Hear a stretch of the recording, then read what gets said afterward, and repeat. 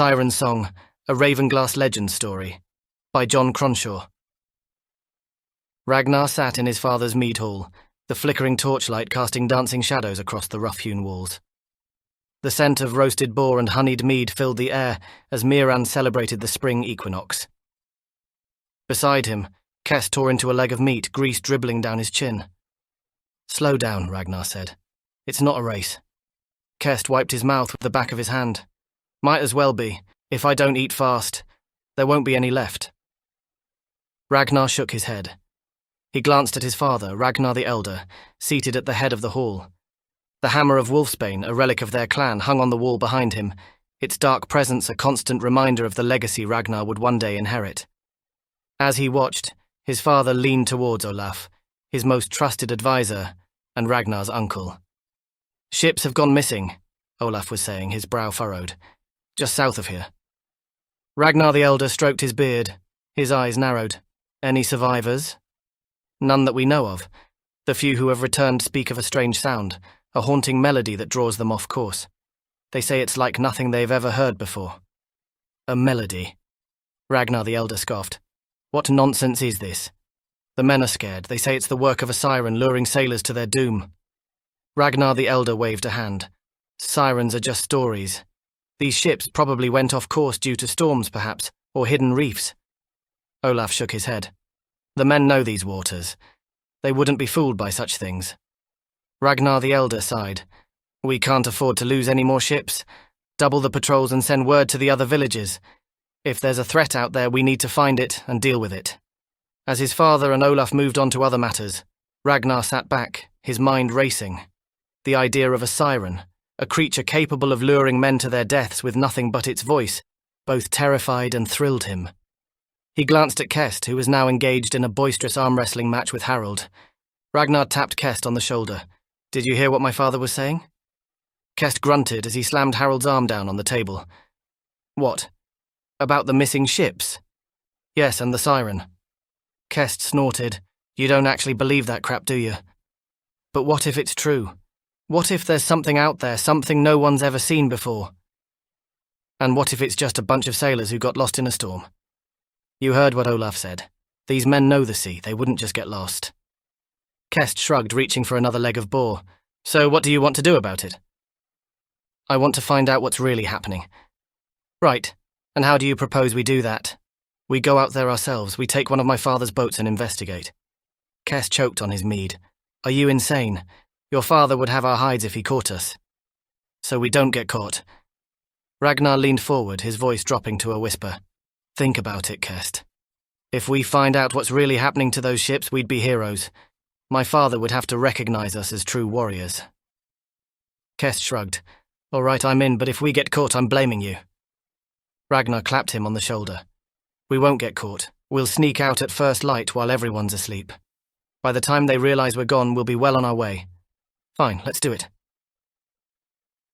Ragnar's eyes snapped open, the pre-dawn darkness still cloaking the world outside. He lay still for a moment, listening to the soft snores of the other boys in the dormitory. Beside him, Kest lay sprawled on his back, his mouth open and a thin line of drool trailing down his chin. Ragnar nudged him. "Kest, wake up." Kest mumbled something unintelligible and rolled over. Ragnar nudged him again, harder this time. "Kest!" Kest's eyes flew open and he sat up, his hand reaching instinctively for the dagger he kept beneath his pillow. "What? What's happening?" "It's time, we need to go." Kest nodded, wiping the sleep from his eyes. They dressed quickly, their movements swift and silent, and gathered their packs from where they'd hidden them the night before. As they crept out of the dormitory, Ragnar paused. Today was Rolligsdag, a day of rest and worship, and Miran would be sleeping late. It was the perfect opportunity for them to slip away unnoticed. They wound their way through the town, sticking to the shadows and avoiding the few early risers who were already up and about. The streets were empty, and the only sounds were the distant crowing of a rooster and the constant lapping of waves. They came to the small dock where Ragnar's father kept his boats. Ragnar's breath caught at the sight of a dozen sleek crafts, bobbing on the water, their hulls painted with the Wolfsbane clan colours. "Which one?" Kest asked. Ragnar pointed to a small skiff near the end of the dock. "That one."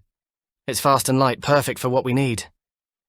He crept down the dock and climbed into the boat, half expecting to hear his father's booming voice calling him back at any moment. But no shouts came as Kest joined him. They pushed off from the dock, the oars dipping into the water. As they rowed away from the shore, they were really doing this. The sun was just starting to rise as they reached the open sea, painting the sky in shades of pink and gold. Ragnar turned the boat southward, following the line of the coast as it stretched away into the distance. The wind blew at their backs, filling the small sail and pushing them forward with surprising speed. "Do you think it's real?" Kest asked. "The siren, I mean." Ragnar shrugged, his eyes fixed on the horizon. "I don't know, but something's out there. Something's causing those ships to disappear."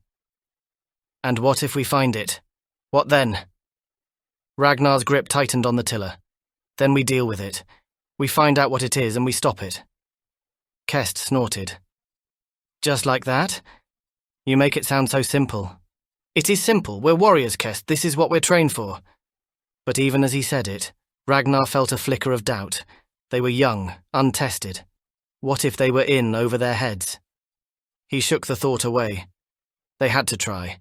They had to prove themselves, not just to their fathers and their clan, but to themselves.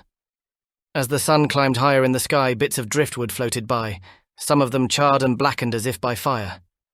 A tattered sail, its edges frayed and torn, bobbed on the waves. They pressed on, keeping the coast to their right, the open sea to their left. The wind had died down, and they took turns rowing, their muscles straining with the effort. Sweat poured down Ragnar's face, stinging his eyes and trickling down his back. Kest stopped rowing, his head cocked to one side. "Do you hear that?" Ragnar listened, but all he could hear was the slap of the waves against the hull and the distant cry of a gull. "Hear what?" "That music, it's like nothing I've ever heard before."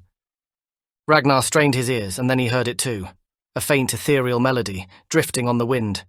It seemed to come from everywhere and nowhere at once, a haunting, unearthly sound that made him reach for the chalice around his neck. By creation, it's real. The music grew louder as they rowed on, a siren song that seemed to call to them, to draw them in. Ragnar felt a strange lassitude creeping over him, a drowsy, dreamlike feeling that made his limbs feel heavy and his mind foggy. He shook his head, trying to clear it. "We have to resist, we can't let it lure us in." But even as he spoke, he felt the pull of the music.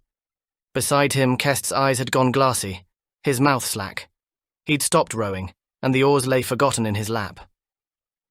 Ragnar reached over and shook him. "Kest, snap out of it!" Kest blinked, his eyes focusing slowly. What's happening?" "The music. It's trying to enchant us. We have to fight it." Kest nodded, his jaw clenching. They rowed on, their strokes heavy and laboured, as if they were pushing against an invisible current. And then, through the mist, they saw it. A dark shape looming ahead, a jagged silhouette that resolved itself into a rocky outcropping, its sides sheer and forbidding. This was it, this was the source of the mysterious disappearances. The lair of the siren. They rowed closer, the music growing louder with every stroke. It filled Ragnar's head, pulsing in time with his heartbeat.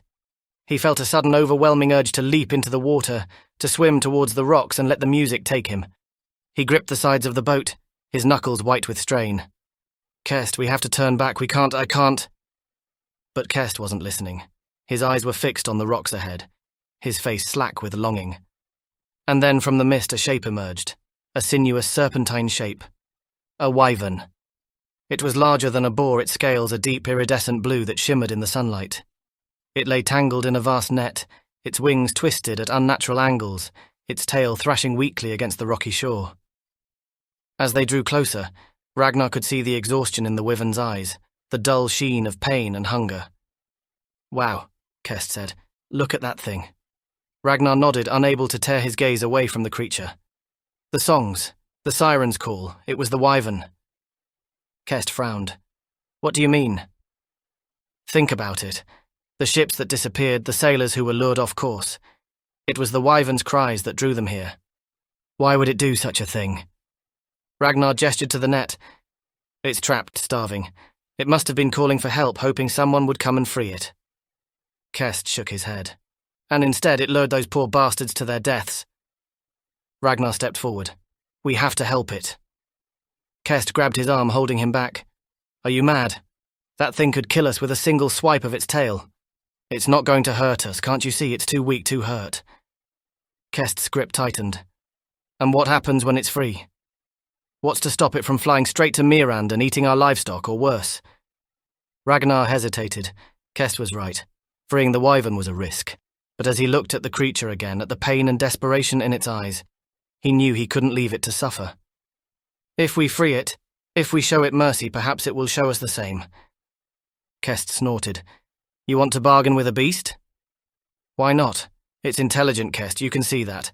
And right now we're the only hope it has. Kest sighed, his shoulders slumping.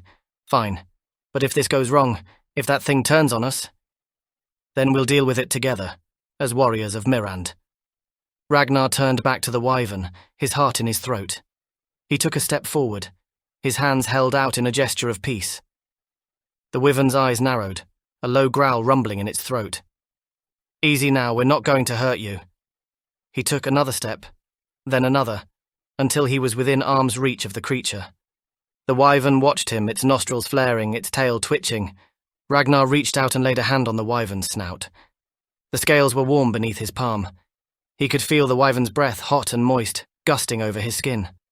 We're going to help you, but you have to promise not to hurt us. Or our people. The wyvern blinked, a flicker of something that might have been understanding crossing its face. Ragnar gestured to the net. We're going to cut you free. But you have to stay calm, all right? No sudden movements. Behind him, Kest scoffed. Sure, just have a chat with the giant lizard. I'm sure it understands every word. But the wyvern dipped its head. Kest, Ragnar said, not taking his eyes off the creature. Get your knife. Kest hesitated for a moment, then drew his blade and stepped forward. Together they began to saw at the ropes, the tough fibres parting beneath their blades. It was slow, laborious work. The net was thick and tightly woven, and the wyvern's struggles had only tangled it further. Ragnar's hands were soon slick with sweat, his muscles burning with the effort. But he didn't stop. He couldn't. Not with the wyvern watching him. As they worked, Ragnar found himself talking to the creature, his voice a constant murmur of reassurance.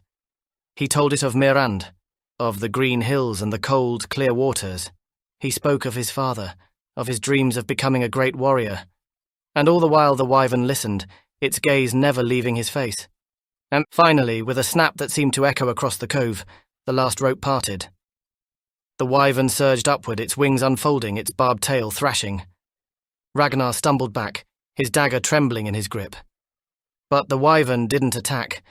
It stood there for a moment, stretching its limbs, shaking out its wings. Then it turned to Ragnar, its eyes meeting his. In that moment, a connection passed between them, a deep primal understanding. Ragnar sensed gratitude in the wyvern's gaze, and a promise to remember this kindness, to honour the bargain they had made. Then the wyvern took to the sky. Higher and higher it climbed, its form dwindling to a speck against the blue. And then it was gone, vanishing into the distant horizon. Kest let out a shaky breath. That was insane. Ragnar grinned. We did it, Kest. We saved it. And now we've got to save ourselves. Your father's going to skin us alive when he finds out we took his boat. Ragnar's smile faded. Kest was right. They had defied the chieftain, had stolen his property, and ventured into forbidden waters.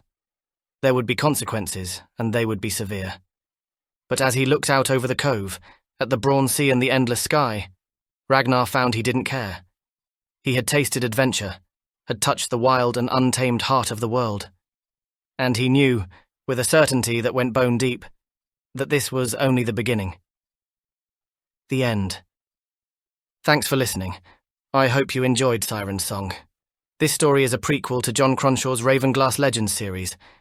Hit like, subscribe, and let me know in the comments what you enjoyed about the story. To get your free Ravenglass Universe starter library, visit johncronshaw.com/newsletter to claim your free ebooks today. This story is copyright 2024 by John Cronshaw, all rights reserved. This is a work of fiction. Any similarities between characters and real people, living or dead,